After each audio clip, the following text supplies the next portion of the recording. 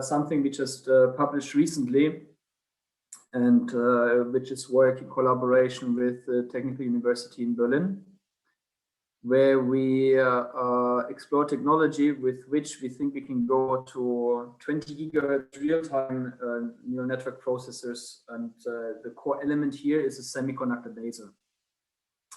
And that's great for several reasons. And yeah, so here this now will go more into the device-specific level, this presentation.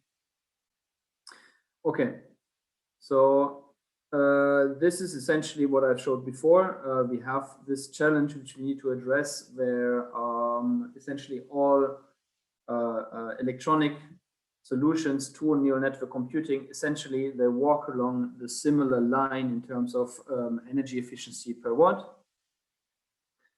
And that already in 2019 really manifested itself as a really fast approaching and major bottleneck. And I hope I could show you that, at least in my point of view, this is associated to a fundamental incompatibility with our fabrication technology and with the basic structure of a neural network. So as I indicated before, for me, the human brain is always a really nice source of inspiration. And there's three very fundamental factors which I think we should keep in mind every time we try to implement a neural network. So the first one here is really nicely illustrated in the video, which I essentially stole from my collaborator, Simon Thorpe. He is a really fundamental computational neuroscience scientist. So he really thinks about the absolute fundamental working ways of the human brain, and tries to basically extract from rather global properties knowledge about the fundamental processes. So I will now show you a video, and I hope that the stream is good enough to really see this. But essentially, just have a look and try to tell me if something is in this video. If you realize something which is just not what should be, how it should be. So in the end, I'm pretty sure that pretty much everybody of you realized that in many of the slides which showed a random collection of different scenery, there was just copy and pasted a human face at random positions and without really any indication, without warning. So only the fact that you were able to identify this is really remarkable, because first of all, there is quite a lot of information in every image. I mean, it's 1 million data points. I didn't even tell you what the task is, yet you realize that even if I would tell you what the task is, and I run the video a second later, it means that suddenly you were able to program your brain to identify, to solve a task, which I didn't even specify a minute before. And you did that in a video where you have multiple frames a second. So this number really is important. Because if you look at what you actually have done in a little bit more detail and on very, very fundamental observations, then if we accept that neurons and their responses are essentially what encodes information and computing inside of the human brain, then we can look at its timescales. So the spiking dynamics of neurons are well known. So they have reaction times on tens of milliseconds time scales. So if you now map the information processing path through the human brain for such decision-making tasks, so for example, if a human subject is shown images and it is supposed to decide, was what I have seen a human or not? Was it male or female? Was it a famous or non-famous person? And then for the easiest task, response times are slightly above 250 to 200 milliseconds. So we can very well map out what layers and what areas inside of the human neocortex are involved in decision making. And we also can measure very accurately what is the propagation delay along neuron fibers. So that means we can calculate really what is the limit of response time when you are asked such a question, just by considering the timescales of neurons and the propagation delays between the answers, because in the end, light enters your eyeball, propagates along the optic nerve, bounces around between different areas of the neocortex, and then it needs to propagate through your arm onto the finger, where you click a button saying, was it human or was it not? So with this, essentially, we can find out that the absolute limit of physical signal propagation through the system is this. So it means that essentially everything which is really associated to the temporal cost of computation is nothing else than information propagation. The more complex the task becomes, of course, the more areas are involved in this, and potentially you need to reinforce the answer because it's less certain. But the fundamental insight here is that your brain as a computational system is operating at the bandwidth of its component. That means that information propagates fully in parallel through a biological neural network. So just step back a minute and try to think what would be possible if we could do the same with our technology. So as I said before, transistors can switch with hundreds of gigahertz. Lasers can do the same. Yet electronic neural networks, they don't provide results faster than on a megahertz timescale. So there is 5 to 6 orders of magnitude payoff between these two different timescales. Whereas the brain has maybe a factor of 2 or 3, at least less than 10. So this is the first very stark difference. And such a system can only be achieved if we implement the whole neural network fully in parallel and no serial routing. The second thing can be applied to the energy budget. So, of course, you cannot cut a human brain out of its skull, put it into an isolated environment, and then measure the energy consumption while you feed it tasks. But essentially, similar things have been done with mouse and rat brains. And then just by extrapolating the physical properties of individual neurons, i.e. Neurons of the humans are bigger, they have a different configuration of the synaptic gap, etc., etc. You can really make an analogy between the energy consumption of an individual rat neuron and a human neuron. And these considerations, they really appear to be very, very precise, because you can then estimate the energy consumption of the brain, because we know how many neurons are in the brain, and we know roughly how many are active at each moment in time. And then you can estimate how much energy consumption the brain would be of your body. And so this means that based on these considerations, neurons spike with a rate of maybe once a second or less. Because only with this spike rate, the brain consumes the energy that it does. If this would spike more, then essentially the neocortex would consume the energy of the entire brain. It consumes about 40%. And if they would spike then another factor of 10 faster, it would consume the entire energy budget of our body. So that means we really walk into very thin tolerances here of these very basic theoretical considerations. So this provides more or less a really robust foundation for the energy consumption going on in the human brain. What is really fascinating is here then, based on this model, you can extract how much of this energy is really consumed by creating spike activity and spike propagation. And this in the end is what we associate to computing in the brain. It's creating spikes and propagating these spikes. And this, in the end, amounts to 90% of the energy consumed within the human neocortex. So all what is left, these 10%, is what the authors here in this paper call housekeeping.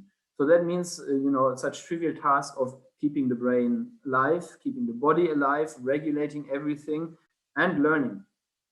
So that means both in time as well as in energy, there is absolutely nothing wasted inside biological brains. They are really a hardware manifestation of the computational algorithm, which requires minimal overhead. And this is really where we have to go, because as I said in the first part of this lecture, we need these orders of magnitude improvements. And this, in my point of view, we cannot achieve by simply making wires a little bit smaller. We need to go to a completely different way of thinking such neural networks.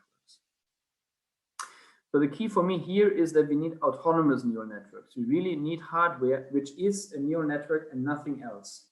Not a gigantic computer executing very fast for loops to simulate different neurons. Even not a GPU, because even that is not implementing the large-scale vector matrix products. You really, in my point of view, need to get to the implementation where neurons are nonlinear elements such as transistors or lasers, and the networks are connections, are physical connections, and not floating point numbers which are shuffled around. So this brings me to our new experimental setup, which we published just beginning this year. So again, we use the concept of reservoir computing, and I'm aware that we need to go beyond this, but as I said before, it's a very nice starting point. So what we do here is we implement a reservoir which is spatially multiplexed, and we use a large area laser for that.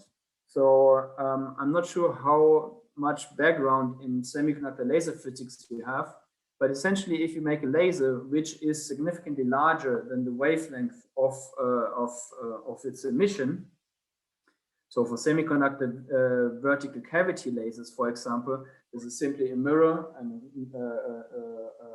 between the bottom and the top mirror, you have a λ½ layer of cavity spacing with an optical amplification medium in between. If you make the diameter of this laser larger than 4 or 5 micrometer, when they operate at the wavelength somewhere between 0.8 and 1 micrometer, then you get something that it's transversely not a single mode anymore. So if you keep the diameter below 4 micrometers, then what you would see here is a Gaussian, and that is called a single mode laser. And the single mode laser simply has 3 dimensions. It has the carrier, or it's approximated in a rate equation model by the carriers. So that's basically the population inversion in the laser. It's the field amplitude and the field phase. So that would be only 3-dimensional. However, if we make the laser larger, then we get here a very complex spatial field, in this case for a 20 micrometer diameter laser. And then each of these lobes and antilobes of the electrical field essentially can be interpreted as different local neurons, because each one of them has a different local nonlinear transformation. So why is it nonlinear? There's actually many different nonlinear phenomena in such a system. It is first, lasers have a threshold. So this is like the linear the linear rectifier function in classical neural networks, where you basically have low emission power until you put a threshold and then it explodes. They have something which is a bit unique to semiconductor lasers. It's the Henry alpha factor. It means that amplitude and phase are coupled, and that means that the amplitude also changes the interference condition and thereby leads to a nonlinearity. And then you have things like spatial hole burning, spectral hole burning, which in the end are all linked to gain saturation. So therefore, there's plenty of nonlinearity in such a platform, and we can reach 10 femtojoule level for these. So, and then it becomes already very interesting to building photonic neural networks compared to electronics. Now, the connections between these individual nodes, they are just, again, also fully implemented in hardware. So first of all, carriers, these are semiconductor lasers, and in semiconductor lasers, or in semiconductors, carriers, they have a certain wave function. So their wave function spreads depending on the quality of the semiconductor material. And in these lasers, they're essentially a commercial type technology. So pretty much same thing as in your laser pointer. you get carrier diffusion lengths or wave functions which can spread up to 10 micrometers.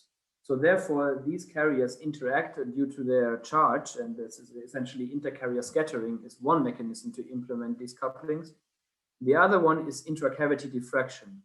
So simply by Gaussian beam equations, if you have the emission of one of these nodes, because it bounces between these two mirrors many times, over time diffraction spreads the photon wave package. And if you consider that the photon lifetime in such high quality cavities is picoseconds, then essentially one photon, which is initially localized in its emission, spreads across the entire optical cavity before it leaves the cavity. So therefore, we have a second coupling mechanism between the different positions, and this one is actually creating global interaction. So a neural network in such a device based on this scheme. So here we encode our input information again on such a digital micromirror device, such as I mentioned previously in the electro-optical system. So here you see a zoomed image. Here you see these individual mirrors and how they can be flipped. So we have an external laser with which we illuminate such a digital micromirror device, and here we encode our input information. This surface state of input information we then inject into a multimode fiber. So in a multimode fiber, essentially the same happened as in the multimode large area laser I explained before. If the fiber is too big, what you get is you get very complex interferences at its output, and that creates a complex near field, also called speckle pattern. So these speckle patterns are different for any input position of the fiber's input facets, and therefore they create almost perfectly random matrices of the input in terms of their mapping onto the local output field. So this is what we use to implement our input matrix. We inject that field into our large area VCSEL, which is in the experiment located over there, where we have the internal coupling mechanisms by the photons and carriers. This, as in the previous experiment, we then image the emission onto the output digital micromirror device. And then essentially here we can then implement these fully trainable readout weights in a similar fashion as before. We locate in one orientation a detector. So if the mirrors are flipped in one direction, this particular point of a laser talks to the output detector. If it's flipped in the other direction, it doesn't. So this is how we implement these Boolean readout weights. So how to operate such a neural network based on semiconductor lasers is essentially using injection locking. So injection locking is a really old classical challenge in the field of semiconductor laser in semiconductor laser physics. First really investigated by one of the popes in the field. So I'm not sure if it's actually still active. So in 1981, it essentially is you take certain input laser and you inject it into your response laser. So the response laser in this case would be our laser which implements the neural network. So if both of them are at exactly the same wavelength, then essentially you get such a mode emission profile. So this is the emission of the laser filtered via a Fabry-Perot cavity. So this is just our illustration, because the illustration is a bit over complex. So here we just have an injection laser, which we can modulate in time. Then we have here some optical control, polarization control, attenuators, etc. This we inject into a response laser, and the emission we then again collect and can analyze it in the scope or spectrum analysis. But I find this image here illustrates this point almost better. If you now detune the wavelength of the injection laser relative to the wavelength of the response laser, then suddenly, instead of having such a nice transmission line, what you see is a really non-trivial and also it appears temporarily non-stable spectral profile. In this particular case, the response laser is locked to the injection laser. In this case, it is unlocked to the external laser. And you can simply think of this a little bit. If you drive a nonlinear oscillator, if you drive it as its resonance frequency, you get the resonance response. If you drive it far apart, you get a very weak response, and therefore the system never really becomes consistent with what you inject. The important part here is that this locking bandwidth, so this here is detuning on a logarithmic scale, sensitively depends on the injection ratio. So of course, if you blast a response laser with an injection laser, which is 1000 times stronger, you can actually tune both of them quite strongly, and the response laser's response would still be dominated by the injection. If you turn this the other way around, if you have a response laser which is 100 times stronger than the injection laser, most likely it won't care a lot what the injection laser tells it to do, even if they're perfectly at resonance. So this is the challenge of injection locking of semiconductor lasers, and this is what you have to achieve if you want to use such a semiconductor laser for neural network computing. You need to lock it to an external injection laser, which provides the input information. So we have analyzed this dependency in 2017. This article was published. So there is different characteristic regimes of this injection locking. So here you see the frequency detuning between the neural network laser, the laser which implements the neural network, and the information injecting laser. And here you see the ratio of injection versus emission. So if we are weakly detuned, then we are fully locked. So this is our injection laser here, and this would be our neural network laser without injection. Here you can now see the response of the system. So if we go in the bright gray case, we are only slightly detuned. Yeah, we are here. And then essentially in this case, the entire spectrum of the system, of the response system here, is at the spectral position of our injection laser, which in the end here is superimposed here. If we further detune here, which is the black curve, then we are in a semi-locked case, which you can see that we start to obtain some residual emission over here at the natural oscillating frequency of our neural network laser. And this is the partly locked region.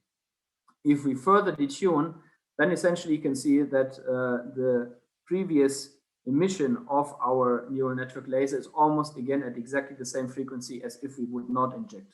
So these are the three characteristic regimes: fully locked, partially locked, and then out when we have too far detuned for a different injection power ratio, the neural network laser essentially doesn't care at all anymore what the information input tells it to do. It just does its own stuff.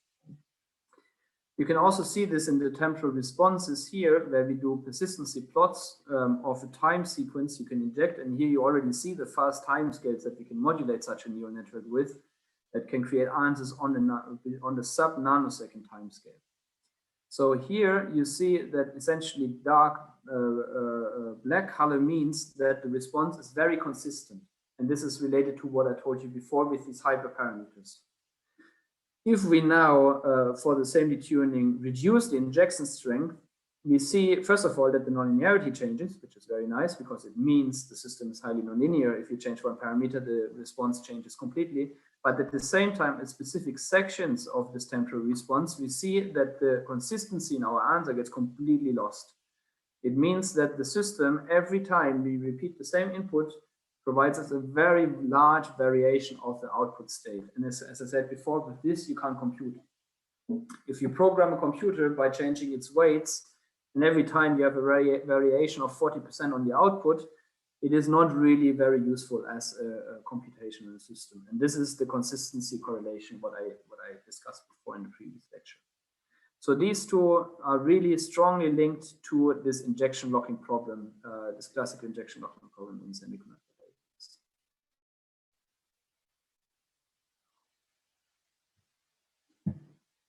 So in our multimode laser, this translates into the following. The data I've shown you before was for a single mode laser, which was implementing such a delay network. Now we translate this into a system which implements such a photonic laser neural network into a spatial representation of the neurons. So if we don't inject anything from the external laser, then what we get is this highly multimode spectrum. and we get this unperturbed emission mode of the laser. Now we start to, on the input DMD, we start to encode a ring of a certain thickness. Hence, we send more and more light of the injection laser onto the neural network laser. So here you see the optical intensity we inject into the laser. And here you see the response, the power distribution of the laser. And what you can see here that it doesn't really linearly respond to our input. Here we see a strong intensity distribution here, but actually we see the strongest modification here. And it's highly non-trivial, the response of this unperturbed system to our optical input. At the same time, we see that we start to suppress our optical spectrum, the multi-modes, and more and transfer more and more intensity to the mode at which we inject our optical intensity. So if we increase the diameter of these, what we call DC locking ring, i.e. we inject more and more optical power in our large area laser, what happens is that we almost fully suppress the highly multi-mode emission of the laser, and we concentrate everything in the spectrum here.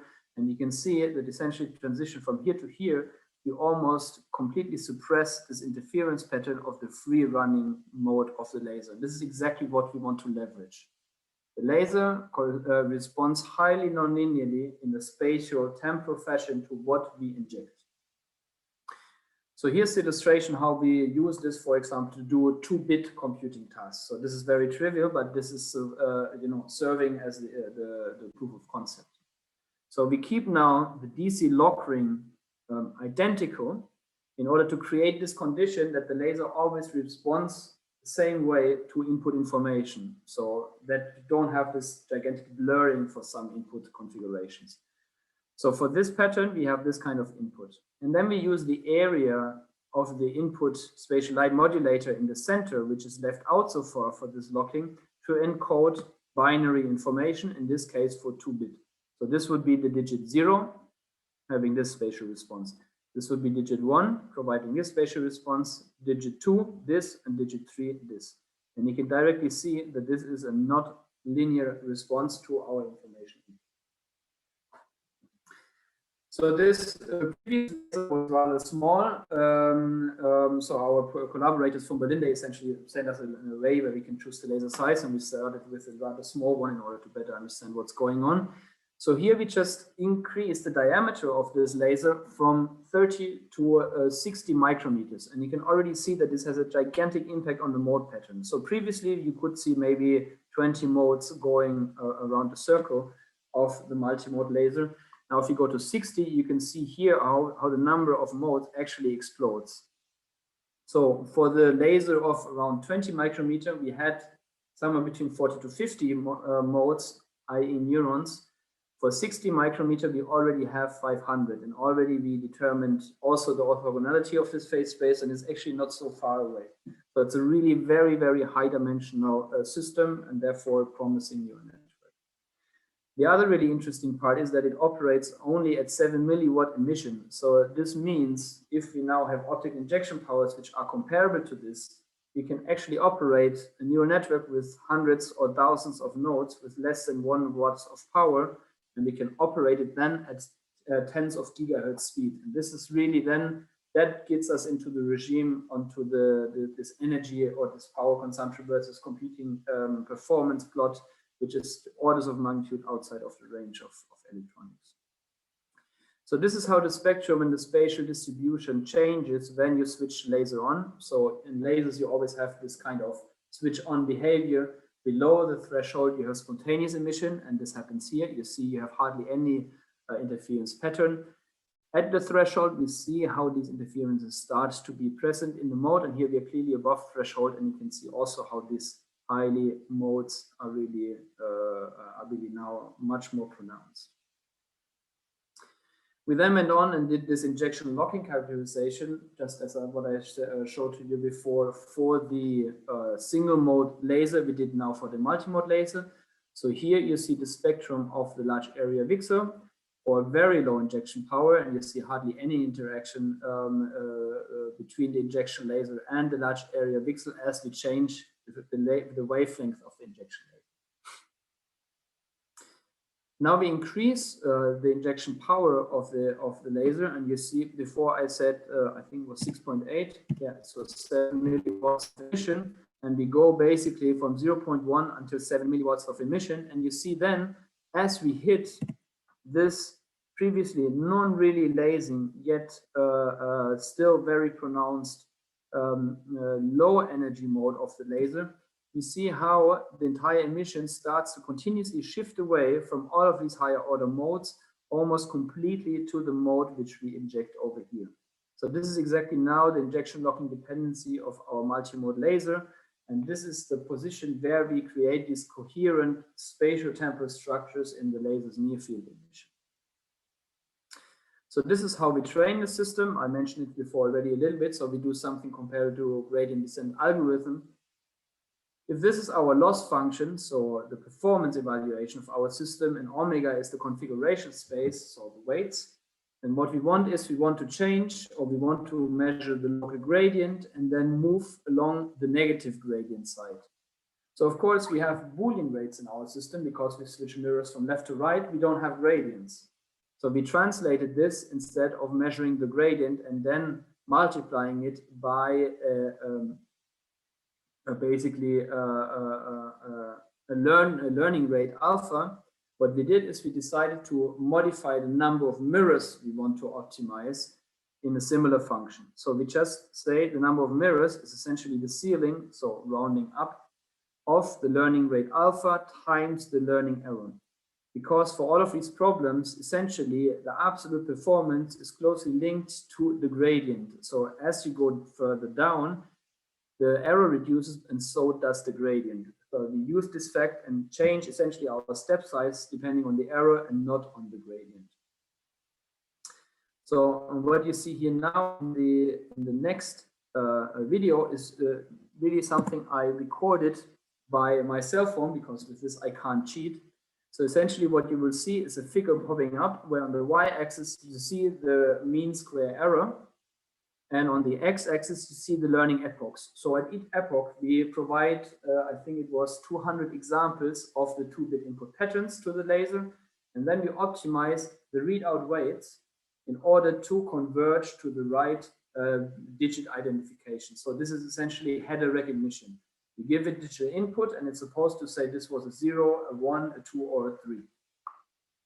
So in here you see how this happens in real time. And yes, so here we change the configuration of the mirrors. And the really interesting part here is that the computer, all it does is it changes mirrors. It doesn't have anything to do anymore with changing the dynamics of the neural network or sampling the individual dynamics. It simply records the output.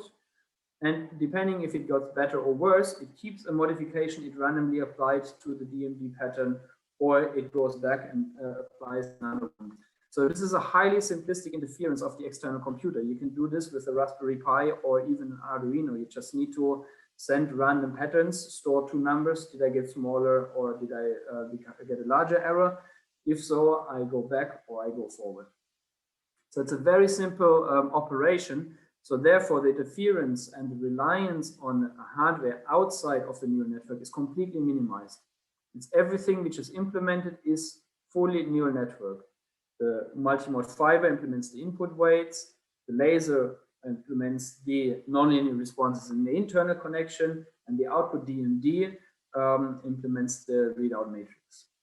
Furthermore, once this matrix has been learned, essentially, if there is ignorable drift in our system, then these weights, they remain static because there are no temporal modifications anymore. So that means you could even clamp them in a certain configuration and only update every hundreds of thousands of computational tasks when you want to compensate for potential temperature drifts, changing the configuration of the system. And for me personally, this was really a breakthrough moment, because before we always relied on this very slow electro-optical system where, I mean, for you to understand this took 15 seconds to record. Previously, we needed more than a day to record this curve. The other thing is that in the other experiments, everything relied, as previously the student pointed out, it relied on pre and post processing. So it's not really a physical implementation. So here, really everything is done by physics. The neural network is done in physics. It's fully in parallel, and there is essentially minimal energy dissipated by supervising the device with computing algorithm. Also here, the speed of this training was essentially limited by the Ethernet communication between our oscilloscope and the computer which was recording the data. So even with the current hardware, we can go up by a factor of 100, and the physical reservoir, actually, as it's a semiconductor laser, it can go up to 20 gigahertz. So we can update the weights of the output DMD at a rate of around 400 to 500 configurations a second. In this, we can then include thousands of learning examples. And essentially, what we're working on is to really push the limit now and start to approaching these performance limits. This injection locking, what I discussed before, has a really dramatic impact on the performance of the system. So here you see again the injection locking graph, the spectrum for our injection power ratio of 1, where our injection laser has the same injection power, but it has the same power at the surface as the emission of the neural network laser. And here you see the mean square error for doing these 2-bit classification tasks for different injection ratios. We have, for example, only 0.05 of the power injected into the system as it emits, and naturally we get a dependency on the detuning, the frequency detuning, but also rather bad performance. And when we get into ratios close to 1, we approximate a very broad, let's say, parameter tolerance, where we really hear 0.6 nanometer tolerance. And that in terms of laser physics is really gigantic. I mean, you will need to stabilize the laser within 20 degrees Celsius. You wouldn't potentially even need active stabilization. So this is the impact of this frequency detuning. The other one is a lesson really, which I find fascinating. If you make a system learn, it really takes every advantage it can use in order to produce a result, because you don't guide it anymore. You just tell it to become better. So previously what we did is we made the system learn starting from random configurations. The problem is that for some different bits, and these are essentially the different bits to be recognized for 3-bit header classification, for some bits we never converge to good performance. And this is actually because the system learned that it is more easy to start from a random configuration and just simply switch all the mirrors off than to find a minimum.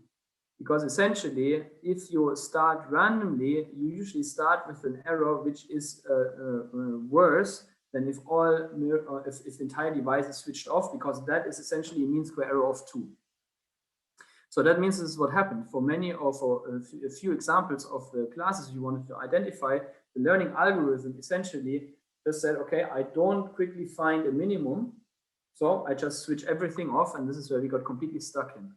And what we started then with is we used that to our advantage, and instead of randomly initializing the readout weights, we started from every weight being switched off, and you can see we always, for all of the different errors, we start at an error of MSE of 2. And then the system doesn't have this possibility anymore. If it wants to get out of the system, it has to find a certain optimum configuration. It has to construct this basically from a bottom-up approach. So finally, we are now working on really escalating the difficulty of this task. So this here is now 6-bit header recognition, and this is the average signal error rate for identification, where we go from, at the beginning, from 45, so close to 50% error for the error rates, because this here is the mean square error, the normalized mean square error, so essentially the analog divergence between the target signal before you do the thresholding. Because for the bit recognition, you say if it's below a threshold, if it's wrong, if it's above, it's 1. You apply this thresholding. Then for 6-bit header recognition, we now approach an error rate of 1%, and this already after a couple of 100 learning epochs, which takes seconds to learn. So finally, other people in the field have already applied these nice concepts to more applied challenges where you can directly use the laser for photonic generic tasks. So, for example, to recondition optical communication. So we know that the internet sends information around optical fibers. After propagation, this information is always corrupted either by chromatic dispersions or several other effects. And you can then, for example, inject such a communication channel into such a semiconductor laser neural network, and then apply these learning concepts to reconstruct the original signal. And with such a system, if you insert such a photonic reservoir in the communication line, then essentially you have a hard decision limit threshold linked to the bit error rate. And if you do not have such a recompensation, then already after 18 kilometers, more or less, the direct detection system gets into trouble. If you now implement all of this based on such a photonic semiconductor laser reservoir, then you can increase this distance by almost a factor of 3, where you can reach above 50 kilometer communication distance before you have to implement full signal recondition stages.